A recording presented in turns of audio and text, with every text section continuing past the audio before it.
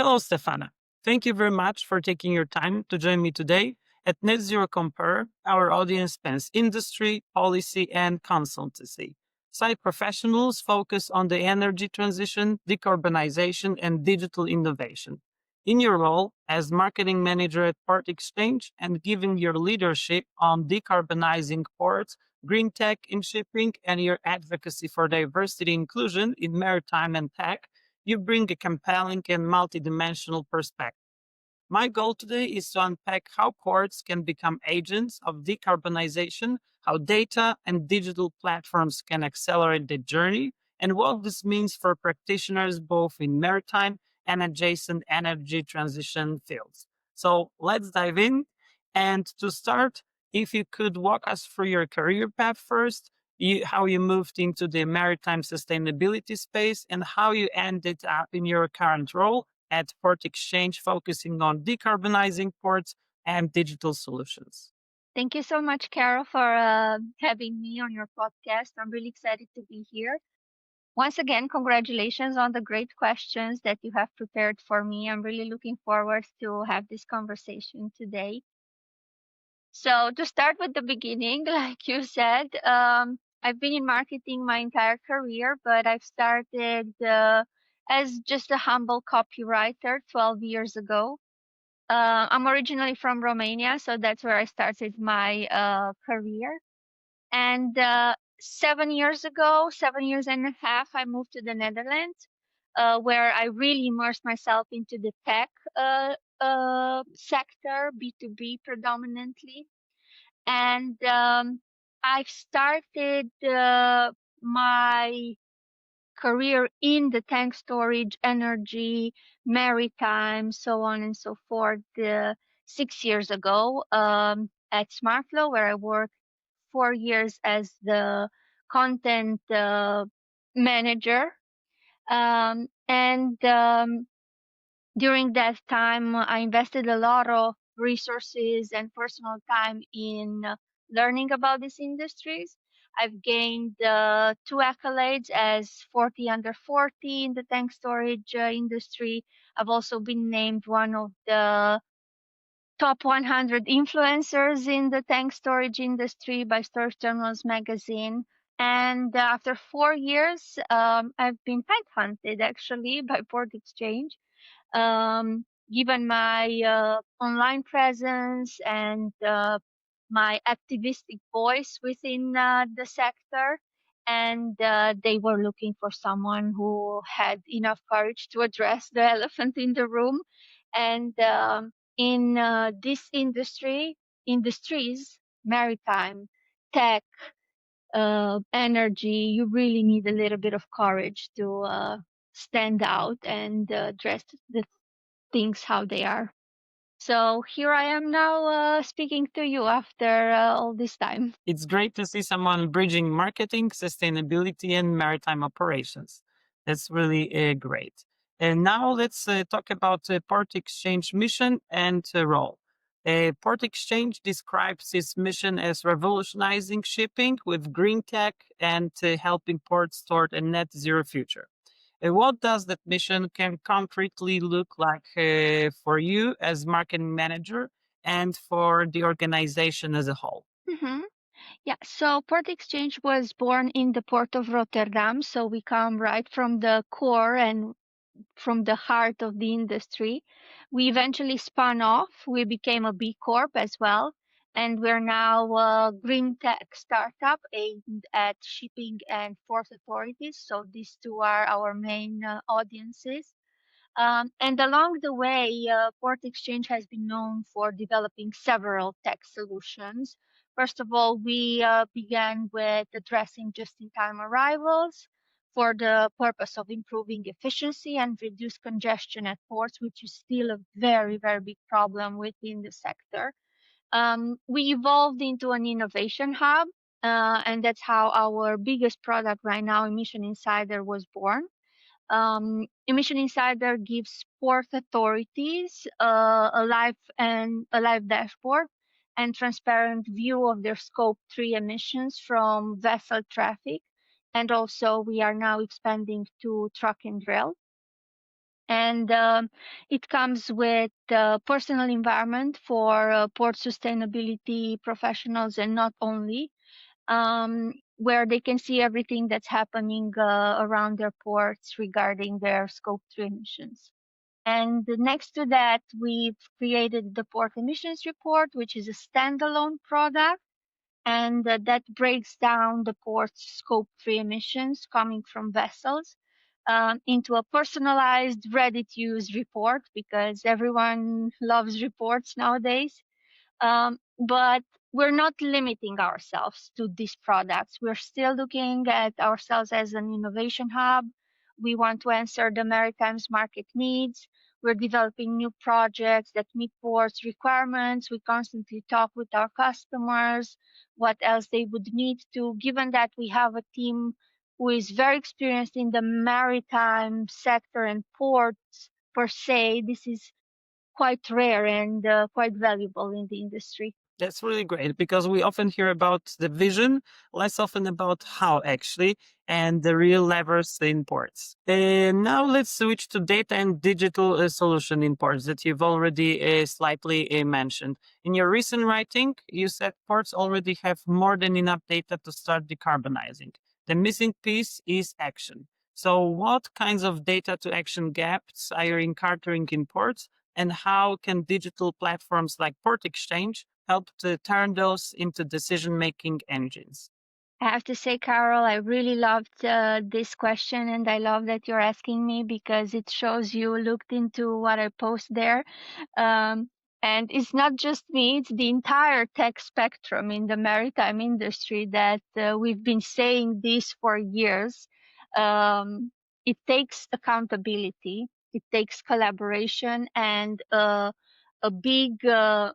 huge amount of intrinsic willingness to start acting on the data that it's already there, that ports already have. It's a matter of ports collaborating with ports, with their shipping customers, with terminals, the whole ecosystem. It's not only about the ports when it comes to the data. And right now, everyone is protecting their data, which leads to a chain of indecision and a lack of action, obviously. And that's why, if you ask me, the industry is not ready for AI either. Because for AI to be really useful and bring actionable results and have visible impact, ROI, and so on and so forth, you need high quality data shared collectively, not gated like it's happening now.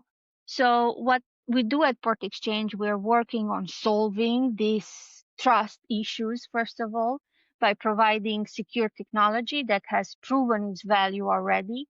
The data will always belong to the ports. We get this question quite a lot with different prospects, where is the data, who the data belongs to, and it always belongs to the ports. And what we're doing differently, maybe from other tech companies, is that we're lobbying constantly for structured universal data sharing. Every time we have the occasion, events, keynotes, podcasts like today, articles.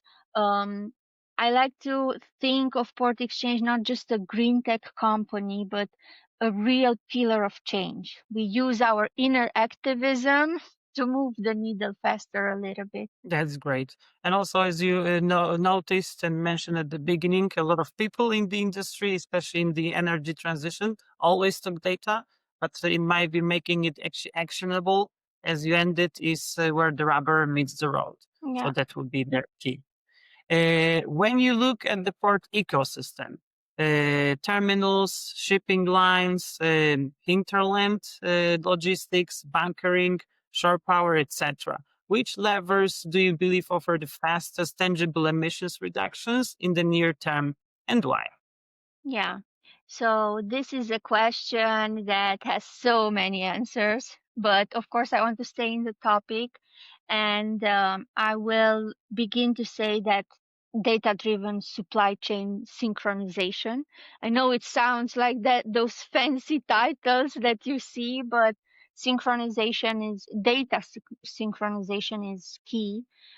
First of all, and I might repeat myself, is because real-time visibility leads to the lack of real-time visibility, excuse me, leads to unnecessary fuel burn and idle time across the supply chain, a major problem that we've been trying to solve at PortXchange, which translates into real-time ETA data sharing across terminals, shipping lines, hinterland operators.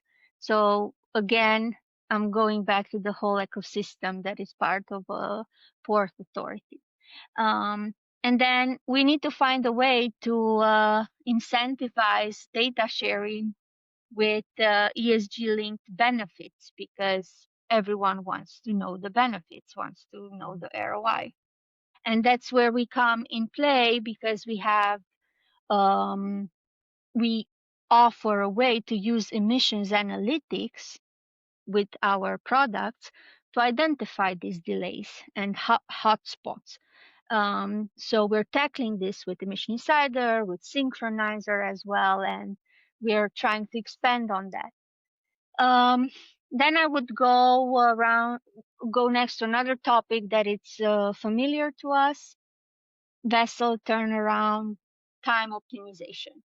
I don't know if you know, Karol, but 50 to 60% of port-related Scope 3 emissions come from vessels at berth waiting at anchorage. So that's a huge problem. All those emissions go round and round the port. Most of the time, if we look, for example, at Port of Rotterdam, it's near the city, so we are breathing those emissions as we speak, unfortunately. Um, we've been delivering very successful use cases for just-in-time arrival protocols, and our technology has been used in many ports, and there are some really great case studies on our website, which I will share to you. And there are already ports using software integrated with weather, traffic data. There are also ports that have implemented on-time performance with green port fees, which is a local decision, but some ports are doing that willingly. And then the third, which is the most acted upon, so this one is what ports are investing most in, is electrification of their port equipment and vehicles. But I'm going to say something controversial here. In itself is a very good action. And usually that's where they get investment for. But without measuring this impact, it still feels on my side more like a PR move, because we have a saying at PortXchange: what good it is to electrify your trucks and add solar panels and all that when you are tripling on your cruise ships. And cruise ships are the biggest pollutant in a port. So implement, track, report. And gather data. Correct. Thank you so much for that perspective. And now let's talk about the role of market and business incentives. So, ports often face competing priorities, such as commercial throughput, operational efficiency, regulatory compliance, and sustainability. So, from your perspective, what incentive structures or business models need to evolve to make decarbonization not just an obligation, but also a competitive advantage? Yes, here I wanted to bring an example from ESPO's environmental report for 2025, which they've just launched. They have a really great infographic there showing that the first main three priorities of ports this year are climate change, air quality, and energy efficiency. Climate change has been their main priority for the past 4 years. It's a really good report, highly recommended. But decarbonization is a whole ecosystem movement. and it's not only parts of it. In my opinion, it's community pressure, it's regulations, investment, collaboration, which I keep repeating, accountability, which I keep repeating, and willingness to become vulnerable. And by default, showing that you care, because we often associate vulnerability with something negative. But in this case, it's actually showing your community that you care. So there are ports that do all of this with no obligation, no, not being stranded by regulation or community pressure, but because they care about their communities and about the environment. One of them is our customer, Belfast Harbour, who has been reporting on their Scope 3 emissions for a while already without anyone pushing them. They are so interlinked with their community and everything going on that they want to show, hey, we have nothing to hide. We're working on getting better. And one thing we're working now at PortXchange, it's a huge greenwashing research project. We're analyzing ports' environmental reports that they have published to spot greenwashing trends. And unfortunately, we spotted more than we wanted. Because it takes, again, a lot of accountability to stay true to your commitments. Many ports and many companies, not only ports, most of the companies make commitments in 1 year and forget about the next one. And while many stay true to their commitments, many also don't, too many, either because of internal politics or external politics, or because simply the data is not as pretty as they wanted it to be, or not as nice as they hoped. But what I like to tell our communities and the people that I speak to is that community pressure is crucial. Ports are living hubs, impacting the cities around, the air that we breathe, the nature, the wildlife. And people have immense power. We should remember this. So if I were in a position of power, I would say that community pressure could do way, way much more in the whole decarbonization conversation that we have. That's a very nice perspective. From my view, aligning commercial and environmental goals is a persistent challenge in infrastructure sectors. So that's actually great to hear that there are some companies that follow all the regulations themselves without even pressure from the communities. Yes, and without even having actually those regulations in place, because there are no direct laws obligating, for example, our customer to report on their Scope 3 emissions, but they are doing it because they want to be part positively of their community. At least there are some positive signals in the market Hmm. already. And now let's talk about digital coordination and just-in-time operations. So, given your background in tank storage, ports, and shipping operations, you've seen digital coordination advance. How important is just-in-time arrival? It's something that you've already briefly mentioned. Data sharing between stakeholders, ships, terminals, service providers, and real-time emissions monitoring for accelerating decarbonization. Yes, so I don't want to continue repeat myself, but it's severely important, as mentioned. Everything is tied to data, especially now. Start sharing, otherwise we're going to have the same conversation over and over again, year after year. We've been going to events every year for the past. I've been attending industry events for the past 6 years, the biggest ones, small ones, round tables, etc. And we keep talking about the same thing.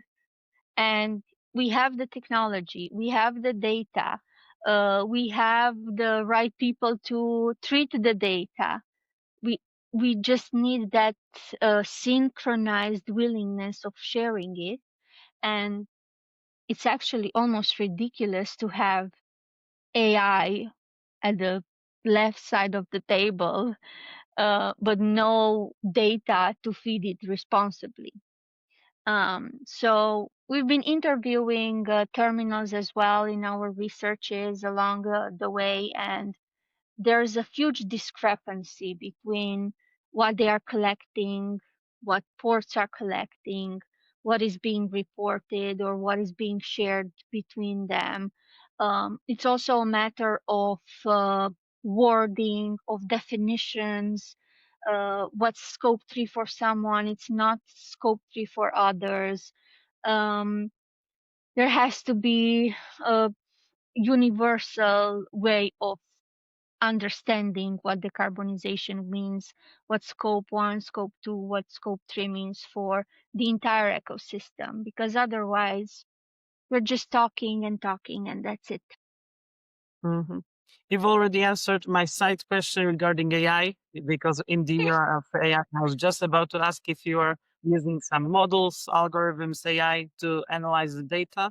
So yes, and as I've noticed, most probably analyzing the data, it's not the hardest part, but as you mentioned, collecting data and sharing data, so data availability. Correct. You are actively involved in Women in Tech Netherlands, Technology Netherlands, Vista NL, which is Women's International Shipping and Trading Association, Netherlands chapter, and advocate for D&Y, diversity and inclusion in maritime, tech, and supply chain sectors. Why does diversity and inclusion leadership matter for the decarbonization agenda in ports and maritime? And how do you think can organizations embed that more deeply? My favorite question of all of this. I'm the marketing manager and spokesperson for Women in Tech Netherlands chapter and an active member of Wista Netherlands indeed. Um, this, these two organizations are very dear to me because this topic is highly important, especially if we look around us at what's happening worldwide. And I have to say, there is no decarbonization without diversity and inclusion at the table. And again, some controversial thoughts here. There is no such thing as diversity of thought when all of those thoughts come from men. Decarbonization is an organizational, societal, and systemic transformation. Um, it requires bold, but also empathetic and inclusive leadership at every level. And if we have the same homogeneous leadership structures that got us into this emissions crisis, are we really expecting to, or are we really trusting the same people who led us here to lead us out of this? It doesn't make any sense. It's a red flag. And maritime boards, tech panels, and decarbonization task forces are still overwhelmingly excluding the people that are bringing alternative thinking or have real world urgency in their voice, like I do, and come with community insight into the climate conversation. And we're talking here women, the youth, the new generations. We have Generation Z, we have Generation Alpha, which is already being targeted in some areas. We have the oppressed. We have the ones that are mostly impacted by climate change already, right? People who live on small islands, the indigenous people, they are not being invited at the table. And the frontline workers, we don't see them at the table. We only see the suited people at the table. Uh, and that's what I'm militating for when I say diversity and inclusion. It's not only women, it's a whole spectrum of people that have been marginalized and silenced. So because decarbonization, Karol, is not neutral. And there is a part that no one actually wants to say it out loud. Both the maritime industry and tech industry are gatekeeping this transition, gatekeeping the capital, gatekeeping decision making, gatekeeping who gets to define sustainable and what sustainable is. And I'm getting almost emotional here, but if we want real momentum, we need to stop inviting all of these diverse voices that I mentioned after the strategy has already been written. And this happens so often. They've already made the decisions. So for the sake of good PR and good image, they invite some diverse people at a round table or a panel discussion. But in fact, they don't care what they have to say. We see that in tech. Oh my God, it's a blood bath there. And I think we need co-leadership models where all of these voices hold power from day one. They are there before the decision have been made. They're from the start. Um, so I think, yeah, we need to rethink everything. We need to challenge a lot, and we need to lead differently and not be afraid to address these kind of things a little bit, more assertively. Understood. And thank you for that perspective because the human and organizational dimensions of the energy transition, I think, often don't get enough airtime. So it's always valuable to listen to voices like yours. Now let's talk about challenges and lessons learned.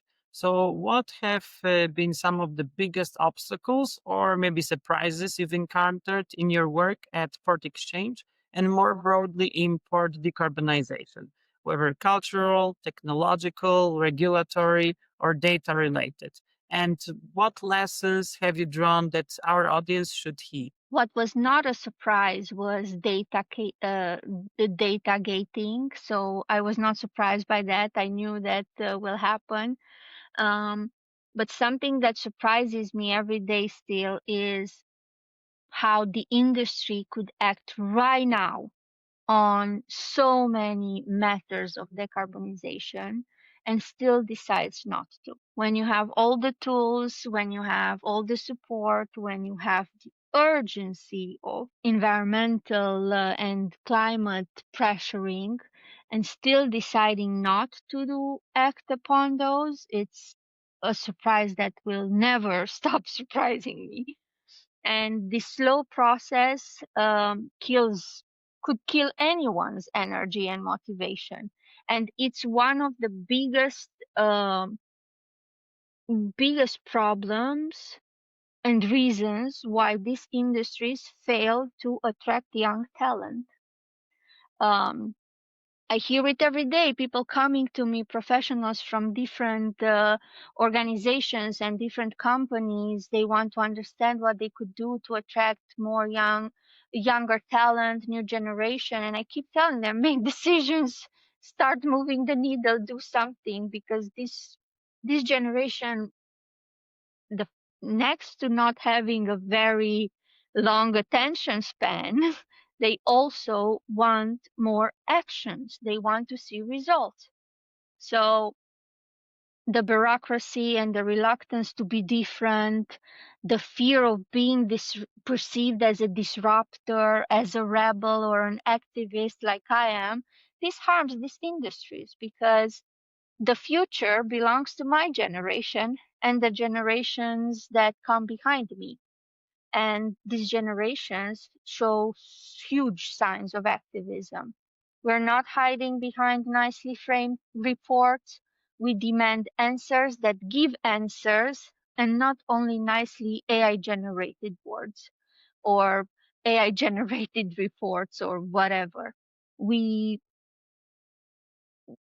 and these industries will only struggle even more with attracting the right people if they continue to move this slowly. Well said. Also, real insights often come from what doesn't go smoothly. That's also the truth. Yeah. Looking ahead, what emerging trends or innovations, whether in port technology, fuels, digital coordination, business models, or regulation, are you most excited about in the maritime decarbonization space? And how should advisors, developers, or investors be preparing accordingly? Yeah, so there's plenty of tech out there ready to be put to good use. We don't need more technology. So we don't need more technology. We already have so much and it's so good. Um, that's what I'm excited to see. The current technologies that we have on the market being adopted and implemented already, because again, things are moving so slow when they could move so smooth and so fast. And I just want to mention, speaking of technology, that we've been announced earlier this week that we are among the top three shortlisted tech companies for the European SME Awards for the green category, which are huge, huge awards. And this is a wonderful, wonderful thing that has happened. We will find about the awards in December, and will also been voted the top digital emissions monitoring platform in Europe for 2026 by Logistic Tech Outlook Europe magazine. So Mike? thank you so much. Both of them are shining light on amazing, amazing, innovative technologies for these industries. So take advantage of this tech, take advantage of us as well. And as for the rest, Carol, I'm watching very carefully because I don't know if you are aware, but um, IMO delayed again decision this year about their regulations. EU already disappointed with their decision on omnibus. It was expected, but yeah, still very disappointing. And as I always say, never rely on regulations, because the geopolitical waters we are in now are way too shallow. And there are so many political games that cannot be won by small startups or green tech companies.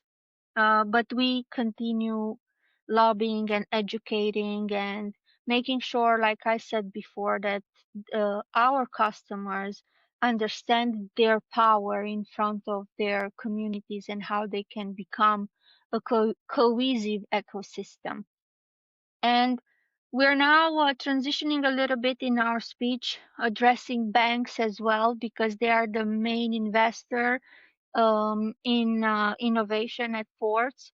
So we want to make sure they also understand the power of green technology and how it can impact and speed up decarbonization. So I think they are a major important player at the table.